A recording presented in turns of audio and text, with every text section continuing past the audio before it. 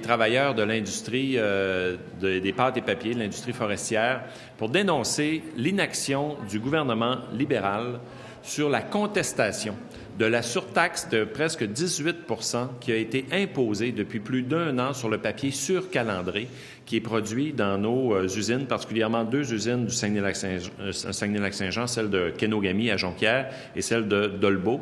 Alors, on a questionné à l'Assemblée nationale à la période de questions le premier ministre là-dessus. Je l'ai questionné avec Sylvain Roy, député de Bonaventure, et nous trouvons absolument inacceptable que le premier ministre banalise, au fond, cette situation-là en disant qu'il s'en remet comme si rien n'était au gouvernement fédéral. Puis il pousse l'audace à dire que le gouvernement fédéral est même en retard sur la création d'un comité. Écoutez, ça fait plus d'1 an que cette surtaxe a été imposée. Pendant ce temps-là, les emplois sont menacés dans les usines parce que ça risque de coûter 1 million de plus. Ça coûte 1 million de plus par mois, par usine, pour produire le papier à cause de cette surtaxe. Alors, on le dénonce. On trouve que le gouvernement n'est pas assez ferme dans sa position, ne pousse pas suffisamment fort sur le gouvernement fédéral, et je ne comprends pas que le premier ministre n'ait pas dit immédiatement qu'il n'a pas mandaté son délégué du Québec à Washington pour faire des représentations puis des pressions auprès du gouvernement fédéral sur cet enjeu-là.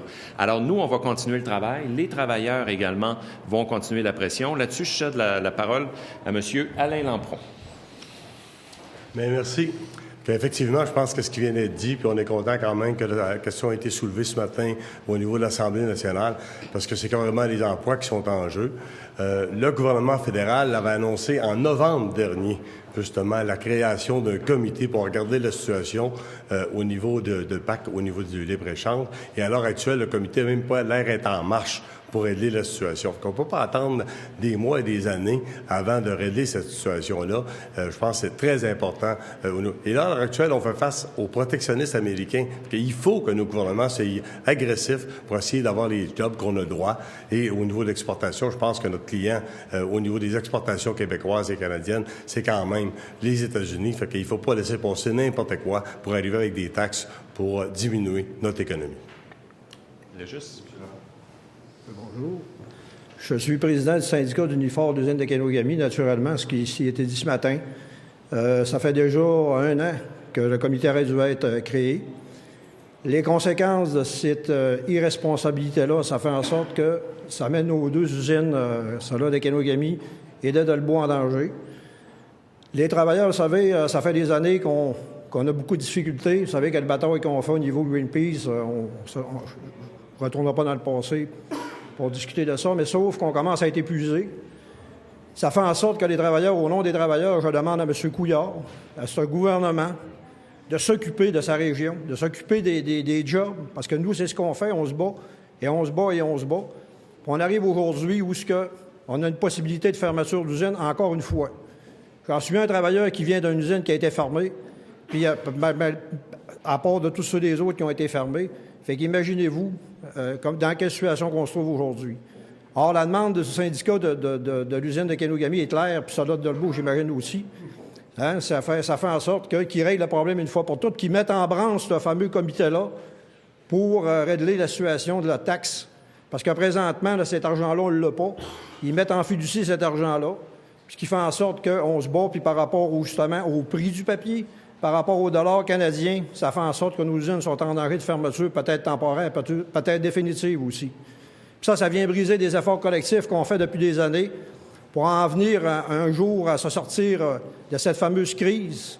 Ça vient briser tous les efforts collectifs qu'on fait. Fait que j'espère de tout cœur que le gouvernement va prendre en considération le message qui est passé aujourd'hui. Merci. Vous savez, depuis les dernières années, les usines de Dolbeau-Kenogami, on a fait des efforts énormes pour demeurer des usines rentables avec la mondialisation des marchés.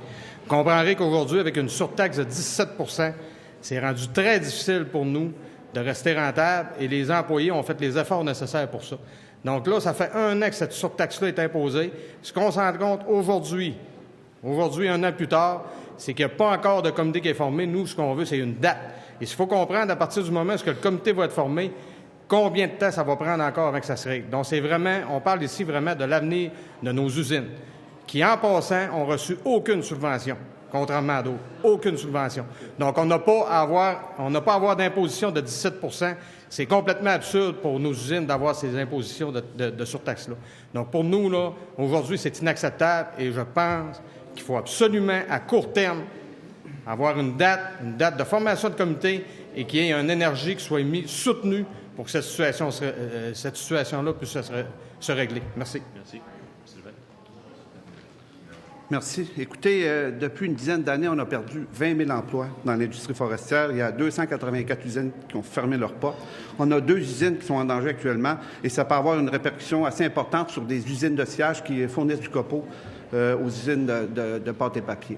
Nous, ce qu'on demande, c'est au ministre Lessard de prendre ses responsabilités, d'interpeller le gouvernement fédéral, de mettre sur pied rapidement un comité pour négocier des ententes et faire reculer le gouvernement américain par rapport à cette surtaxe qui, en 2015, était évaluée à 2 %.